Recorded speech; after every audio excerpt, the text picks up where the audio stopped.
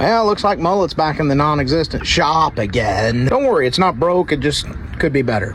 These are called potentiometers, and that's going to be for tuning. Got a boost gauge because I'm pretty sure the other one's wrong. Doesn't rev over like 3,500 RPM.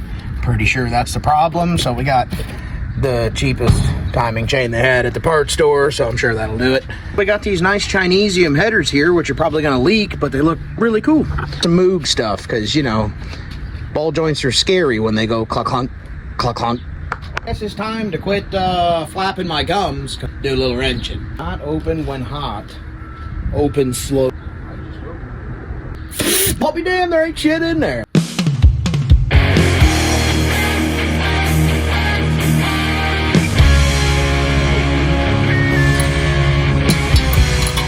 Grandpa won't see picture, he's all black and white. The old 4.3 liter, 265 angry cubic inches. Seriously though, I went ahead and busted the water pump off and one of these here accessory brackets, and I drained most of the coolant on the freaking driveway. You know how it is. This little guy off, and that little guy, and that little guy. Oh, the old 14 millimeter.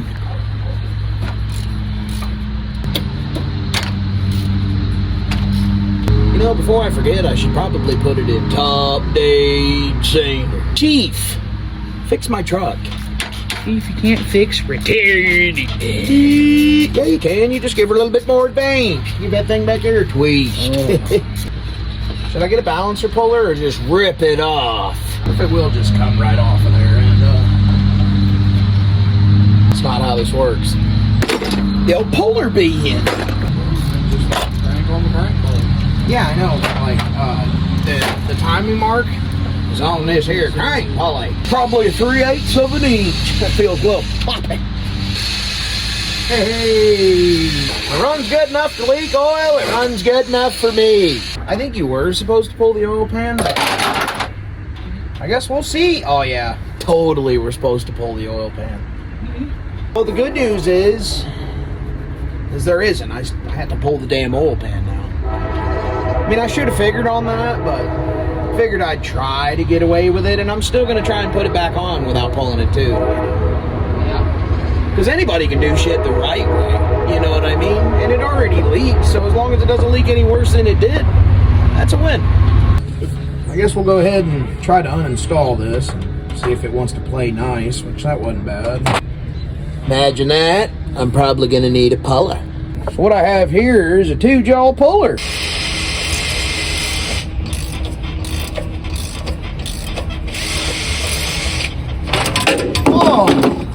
Damn it, dude. Having me knocking thoughts. Come on.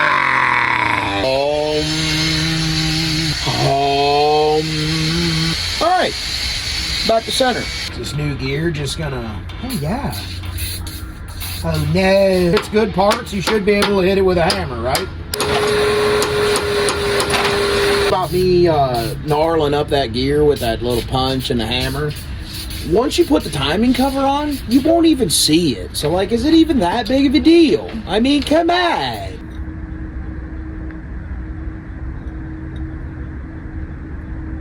Huh. Probably gonna have to use the factory one. Now, while I do have a parts washer, I don't have any freaking time. So I'm just gonna throw this crap on and you're gonna act like it's brand new. And I am too, and it's gonna be me. I don't think it's really that much better than the one that I took off there, and I think that something is wrong with this engine, and I cannot figure out what it is. Well, wham, bam. Yeah, you don't need Loctite. I think it'll be fine. Check out that brand new timing chain. Enough for who it's for, hell.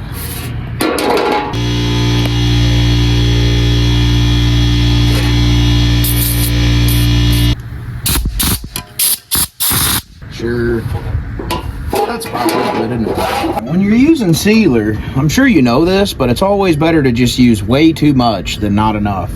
Because you would rather clog the oil pickup tube than have the cover leak. Is it gonna leak? Probably. Hell, but the turbo in the bed kind of screams, I have a vendetta against this 4.3's crankshaft. Because they have a 60-degree offset on the crank journals. Like, seriously, GM? Are you serious, big dog? Basically, they designed the motor to just go ahead and snap the crank in half. Sun makes way through the windshield of my Chevrolet. Payment? Well, I'll try the screwdriver and Here.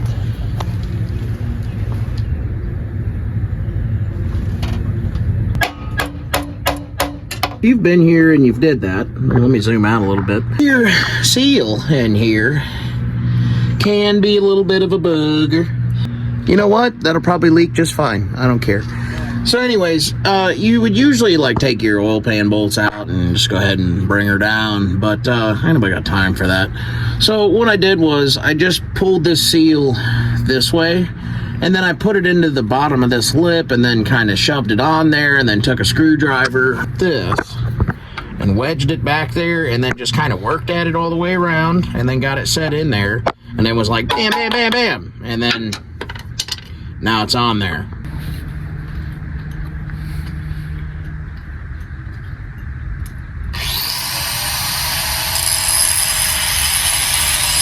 Well, here, why don't you hang out right here, and we'll put a crank pulley on. Not there. Wait. That's a Briggs & Stratton logo. The old Briggs. Hang on, I'll be right back. I have to go get a crank pulley installer.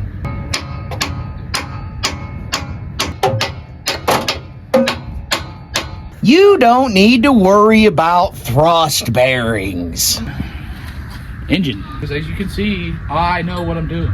So Mullet tray, 6.2 liter, by the way, with like 84,000 miles on it. What we're doing here is the old rebuild in a can, duplicate color engine enamel, returned. Well, yeah, Britt. He says, yeah, your cylinder walls are deep. They are. Returned. And whatever, man. I've seen worse. I know. America!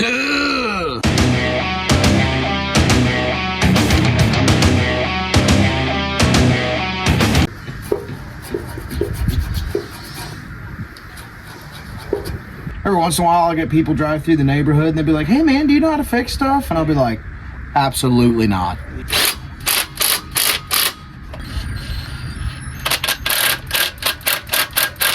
After a lot of Googling and changing my pants like 3 times, I figured out how this belt goes on. No, not the belt. You don't need to worry about that bolt that isn't on. Well, if I find it, I'll just throw it in the intake and then fire it up and it'll find its way home.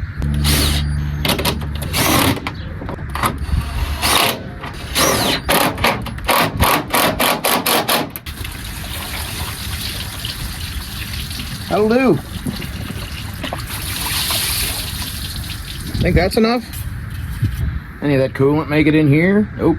It's way over full. I usually don't read how much oil to put in there. I usually just dump the whole freaking container in there, and then if that's too much, I just let it burn it off, you know.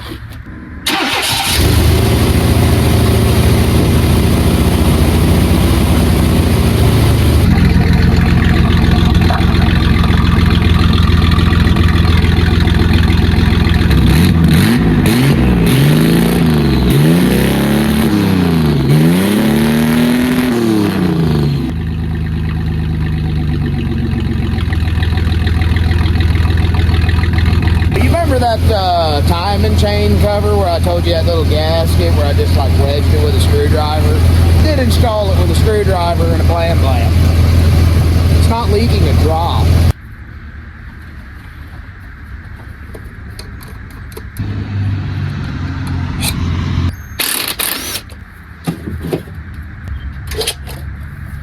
Oh no. My seal got off. No wonder it ain't never got you nowhere but lost. So, this might be the greatest example of me being stupid.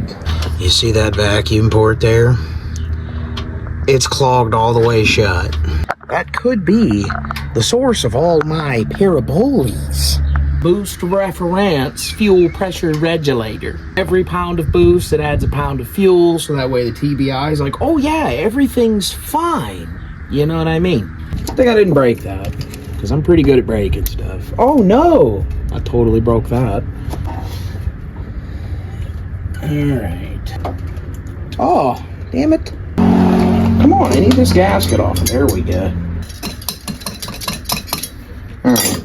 I should throw it in the parts washer and make it look nice, but I think I'm just going to, it's probably fine.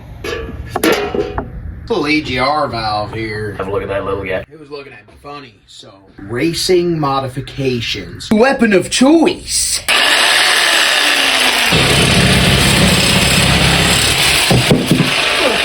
Six. Hey, if metal sticks to it, It'll weld. because it's cast iron. Everybody said, oh, you can't weld cast iron. Oh, yeah? How much excessive ball sack welding? All of it. It's ugly, but it all did it. EGR deleted. Throttle body injection. I don't know how many foot-pounds this is, so we'll just go with the old double tap. That's probably enough. Well, hopefully there wasn't nothing back behind there, Ed. Hell yeah. No, step bit. Come on. I'm gonna get her most of the way and do the rest with a carbide. Old Detroit swap. Urge tube's almost back on. See if we can blow her up.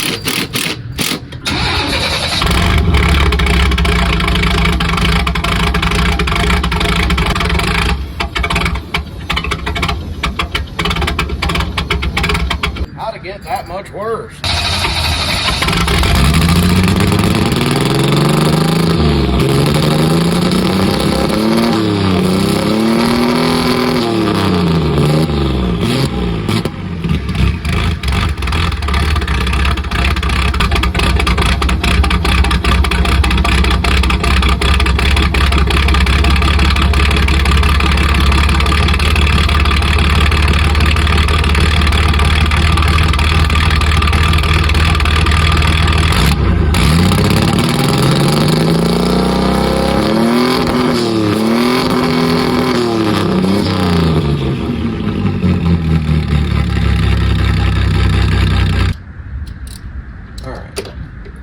That's probably more than loose enough.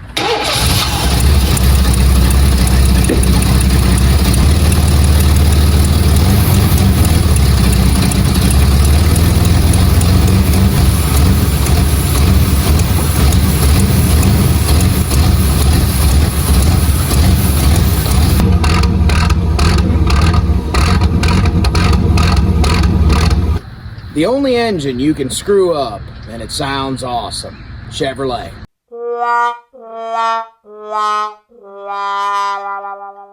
As you can see, I know what I'm doing.